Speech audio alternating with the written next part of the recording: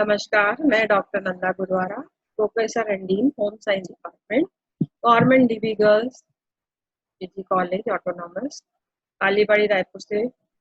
आज हम BSc part 1 की छात्राओं से उनके basic nutrition unit 1 concept of nutrition, food under nutrition, over nutrition, health के बारे में चर्चा करेंगे। सबसे पहले ये हम देखेंगे कि व्हाट इज फूड, फूड क्या होता है। तो फूड यह वह पदार्थ है जिसके द्वारा हमारी बॉडी की जो डेली की रिक्वायरमेंट है न्यूट्रिशन की वह पूरी होती है। या फूड को हम इस प्रकार से भी कह सकते हैं कि सभी न्यूट्रिएंट्स जो हमारी बॉडी के लिए आवश्यक होते हैं वो फूड के द्वारा प्राप्त होते हैं। अब फूड के बारे में जानने के पश्चात हमको ये जानना बहुत आवश्यक है कि फूड के कार्य क्या होते हैं। हमारी बॉडी में फूड के कार्य को देखें तो उनके कार्य इस प्रकार से होते हैं: physiological function, social function, psychological function. Physiological function में है कि जो एनर्जी गिविंग फूड जो है, जो ऊर्जा देने वाले जो फूड है, उसके अंतर्गत आता है कार्बोहाइड्रेट, प्रोटीन, फैट। कार्बोहाइड्रेट 1 ग्राम कार्बोहाइड्रेट से 4 किलो कैलोरी एनर्जी प्राप्त होती है। 1 ग्राम प्रोटीन से भी 4 किलो कैलोरी प्राप्त होती है। 1 ग्राम फैट से 9 किलो कैलोरी प्राप्त होती है। बॉडी बिल्डिंग फूड इसके अंतर्गत आते हैं प्रोटीन। ये हमारे टिश्यू की मरम्मत करते हैं अगर कहीं चोट लग जाती है तो, और अपने शरीर का जो सेल्स का निर्माण करते हैं। 1 ग्राम प्रोटीन जो है उससे 4 किलो कैलोरी यहाँ प्राप्त होती है। प्रोटेक्टिव फूड जो है, प्रोटेक्टिव फूड के अंतर्गत विटामिन और मिनरल्स आते हैं। विटामिन और मिनरल के द्वारा हमें सुरक्षा प्राप्त होती है। विटामिन को हम 2 भागों में विभाजित कर सकते हैं: फैट सॉल्युबल विटामिन और वाटर सॉल्युबल विटामिन। जल में घुलनशील विटामिन और वसा में घुलनशील विटामिन। वसा में घुलनशील विटामिन है विटामिन ए, डी, ई, के, और जल में घुलनशील विटामिन है विटामिन बी कॉम्प्लेक्स और विटामिन सी। बी कॉम्प्लेक्स के अंतर्गत आता है vitamin B1, B2, B3, B, folic acid, B12 etcetera. और मिनरल्स के अंतर्गत देखेंगे हम, मिनरल्स में आयरन है, आयोडीन है, कोबाल्ट है, जिंक है और कैल्शियम है। ये सभी मिनरल्स के अंतर्गत आते हैं। अब ये तो फूड का फिजियोलॉजिकल फंक्शन है।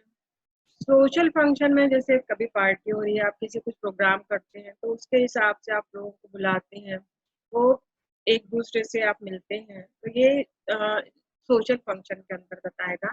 साइकोलॉजिकल फंक्शन है, आप जैसे फूड ले रहे हैं तो उसको लेने के बाद आपको एक मनोवैज्ञानिक तृप्ति मिलती है। साइकोलॉजिकल फंक्शन जो है वो इसके अंतर्गत।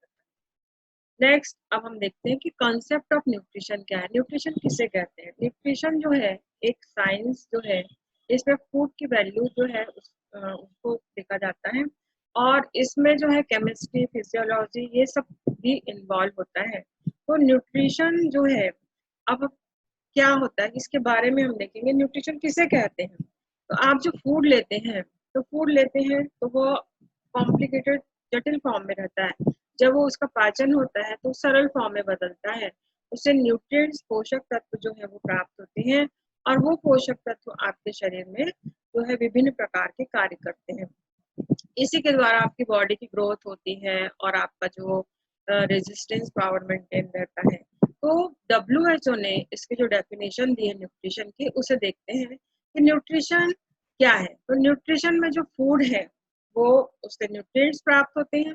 ये न्यूट्रिएंट्स जो है ये ऑर्गेनिज्म की ग्रोथ को बना के रखते हैं, उसको वृद्धि करते हैं, उसमें जो रिप्रोडक्टिव कार्य उसको करते हैं, उसकी हेल्थ को बना के रखते हैं, और हर प्रकार के डिजीज जो है उससे बचाते हैं। तो अभी पोषण जो है उसमें क्या क्या चीजें इन्वॉल्व होती हैं। जैसे आप फूड लेते हैं, सबसे पहले उसका पाचन होता है। पाचन होता है, डाइजेशन के बाद उसका एब्जॉर्प्शन होता है, अवशोषण होता है, और अवशोषण होने के बाद उसका एसिमिलेशन होता है फूड का। एसिमिलेशन बायोसिंथेसिस और कैटाबॉलिज्म का है, और उसके बाद जो वेस्ट प्रोडक्ट है, वो वेस्ट प्रोडक्ट जो भोजन में पदार्थ है जो भी अवशोषित नहीं हो पाए हैं, वह एक्सक्रीशन के द्वारा, फीसिस के रूप में यूरिन के से निकाल दिए जाते हैं बॉडी के द्वारा। तो ये न्यूट्रिशन के अंतर्गत आता है। पोषण मतलब आप जो फूड ले रहे हैं उससे आपको न्यूट्रिएंट मिल रहे हैं, न्यूट्रिएंट से आपके शरीर का पोषण हो रहा है, वृद्धि हो रही है, आपको आपकी हेल्थ मेंटेन हो रही है, ये सभी पोषण के अंतर्गत आते हैं। यही डेफिनेशन जो है WHO ने दी है। अब उसके बाद टाइप्स ऑफ न्यूट्रिएंट्स जो है क्या है, अब जो पोषक तत्व क्या है, जब आपने भोजन लिया, अब उसका जो पाचन हुआ, उसके जो पोषक तत्व थे वो पोषक तत्व आपके शरीर में गए और उसी के द्वारा आपके शरीर की वृद्धि हुई। तो ये पोषक तत्व को हम इस प्रकार से बांट सकते हैं, मैक्रोन्यूट्रिएंट्स, वाटर, माइक्रोन्यूट्रिएंट्स। मैक्रोन्यूट्रिएंट्स के अंतर्गत आते हैं कार्बोहाइड्रेट, प्रोटीन, फैट्स और फाइबर। इसके बाद वाटर और माइक्रोन्यूट्रिएंट्स के अंतर्गत आते हैं विटामिन एंड मिनरल्स। अभी हमने विटामिन और मिनरल्स के बारे में थोड़ा सा देखा, उसके टाइप्स देखे। अब उसके बाद है कि जो विटामिन और जो मिनरल्स प्राप्त हो गए अपने को, अब इसके बाद न्यूट्रिएंट्स क्या है इसको देखेंगे। न्यूट्रिएंट्स जो है इसमें जैसे वाटर भी इसके अंतर्गत आता है और ये भी अपनी बॉडी के लिए आवश्यक होता है, अपनी हेल्थ के लिए आवश्यक होता है। अभी हमने देखा था फूड जो है, खाना, भोजन। अब ये जो फूड को भी हमने देखा था कि एनर्जी गिविंग फूड कौन कौन से हैं। देखिए एनर्जी गिविंग फूड जो है यहाँ पर है सीरियल्स, मिलेट्स। ये पूरे सीरियल्स और मिलेट्स जो दिखाई दे रहे हैं, पल्स, दालें वगैरह हैं, सीरियल्स जो है, और सीरियल्स, और इसके बाद jaggery, honey, sugar, roots, tubers, oils, ghee, ये सब एनर्जी गिविंग फूड है। जैसे कि 1 ग्राम आप तेल या 1 ग्राम घी लेते हैं तो आपको 9 किलो कैलोरी प्राप्त हो जाती है। 1 ग्राम आप हनी या जो शुगर ले रहे हैं तो इससे 4 किलो कैलोरी प्राप्त होती है। ये जो बॉडी बिल्डिंग फूड जो है वो उसके अंतर्गत आता है प्रोटीन। प्रोटीन में pulses, soybean, milk and milk product, nuts, meat, fish, egg, ये सब जो यहाँ पर दिखाए गए हैं, नट्स, ये सब प्रोटीन रिच फूड है। ये पल्सेस वगैरह हैं, तो ये आते हैं प्रोटीन बॉडी बिल्डिंग फूड। अब नेक्स्ट है fibre rich food. Fibre rich food के अंतर्गत देखिए ये पूरे फाइबर वाली चीजें हैं। Vegetable specially raw fruits, vegetables यहाँ पर दिखाई गई हैं, और होल ग्राम्स, साबुत दालें अभी हमने देखी थी, और होल पल्सेस, ये फाइबर रिच फूड के अंतर्गत आते हैं। अब हम अगर डाइट लेना चाह रहे हैं जिसमें सभी संतुलित मात्रा में चीजें रहें, हमारा ग्रोथ अच्छी हो, तो इसके लिए हमको बैलेंस डाइट या संतुलित आहार लेना पड़ेगा। तो बैलेंस डाइट होती क्या है? तो बैलेंस डाइट में सभी न्यूट्रिएंट्स एक राइट प्रोपोर्शन में उपस्थित रहते हैं। अब ये हम कहाँ से लाएंगे इन फूड जो न्यूट्रिएंट्स को? तो हमको ये सभी जो फूड को शामिल करना चाहिए, जैसे एनर्जी गिविंग फूड है, अभी हमने देखा बॉडी बिल्डिंग फूड है, उनको शामिल करना चाहिए, प्रोटेक्टिव फूड को शामिल करना चाहिए, और फाइबर वाले फूड को शामिल करना चाहिए, ताकि हमारे को बैलेंस डाइट प्राप्त हो। अब ICMR ने फूड ग्रुप सजेस्ट किए हैं, इन्होंने जो 2011 में बताया फूड ग्रुप्स और उनके कौन कौन से न्यूट्रिएंट्स पाए जाते हैं। इन फूड ग्रुप को हम शामिल कर सकते हैं अपने डाइट में। जैसे कि फर्स्ट इसमें बताया उन्होंने सीरियल्स, मिलेट्स एंड पल्सेस। तो इसके अंतर्गत है एनर्जी, प्रोटीन, इसमें हमको प्राप्त होता है energy, protein, invisible fat, vitamin B1, B2, folic acid, calcium, iron और fibre. Milk and animal product में प्रोटीन, ये जो पदार्थ होते हैं उनसे न्यूट्रिएंट मिलते हैं, पोषक तत्व प्राप्त होते हैं, protein, fat, vitamin B1, B2, calcium और आयरन। वेजिटेबल्स एंड फ्रूट्स का जो ग्रुप है, इससे हमें carotenoids, vitamin C, fibre, invisible fat, vitamin B2, folic acid, iron और कैल्शियम प्राप्त होता है। इसी प्रकार ऑयल्स, फैट्स एंड नट्स, ये जो फूड है इससे हमको एनर्जी, फैट और एसेंशियल फैटी एसिड जो है वो प्राप्त होते हैं। अब ये हमने देखा न्यूट्रिशन क्या है। अब न्यूट्रिशन के अलावा न्यूट्रिशनल डिसऑर्डर क्या होते हैं। अगर हम जो पोषक तत्व को जितनी हमको आवश्यकता है उससे अधिक ले लें या कम ले लें, तो हमारा जो पोषण है वो अधिक पोषण, गुड न्यूट्रिशन, माल न्यूट्रिशन ये कहलाता है। अगर हम अधिक मात्रा में ले रहे हैं या कम मात्रा में ले रहे हैं पोषक तत्व जितनी हमारी बॉडी में आवश्यकता है तो वो माल न्यूट्रिशन कहलाएगा, कुपोषण। अगर हम पर्याप्त मात्रा में ले रहे हैं तो वो गुड न्यूट्रिशन कहलाता है। माल न्यूट्रिशन क्या है? माल न्यूट्रिशन को हम बोल सकते हैं अंडर न्यूट्रिशन, ओवर न्यूट्रिशन, मतलब इसमें ये सब विभाजित कर सकते हैं। अंडर न्यूट्रिशन मतलब अपर्याप्त पोषण, जितनी मात्रा में पोषक तत्व हमारे शरीर को चाहिए हमारी एज, सेक्स, एक्टिविटी के अनुसार जो पोषक तत्वों की मात्रा निर्धारित की है RDA recommended daily allowances ICMR ने, Indian council of medical research ने, अगर वो हम कम ले रहे हैं पोषक तत्व तो वो अंडर न्यूट्रिशन कहलाता है। ओवर न्यूट्रिशन मतलब हमको जितनी भी आवश्यकता है आईसीएमआर के अनुसार अगर हम ज्यादा ले रहे हैं तो वो ओवर न्यूट्रिशन कहलाता है। न्यूट्रिशनल इम्बैलेंस, अगर हम पोषक तत्व कम या ज्यादा ले रहे हैं तो न्यूट्रिशनल बैलेंस कहलाता है। और न्यूट्रिशनल टॉक्सिसिटी, अगर पोषक तत्व यहाँ पर बहुत ज्यादा लिए जा रहे हैं तो बॉडी में जाके विभिन्न प्रकार की विषाक्तता उत्पन्न करते हैं। अब हम देखेंगे अंडर न्यूट्रिशन, अगर अपर्याप्त पोषण है तो उससे डेफिशिएंसी सिम्टम्स, हीनता जन्य रोग जो है शरीर में दिखाई देते हैं। कौन कौन से रोग, कौन कौन सी विटामिन और न्यूट्रिएंट्स की कमी से होते हैं? सबसे पहले देखेंगे प्रोटीन एनर्जी की कमी से मेरास्मस नामक रोग होता है। ये जो मेरास्मस और क्वाशरकोर रोग है ये 5 साल तक के 0 से 5 ईयर्स तक के बच्चों में देखा जाता है।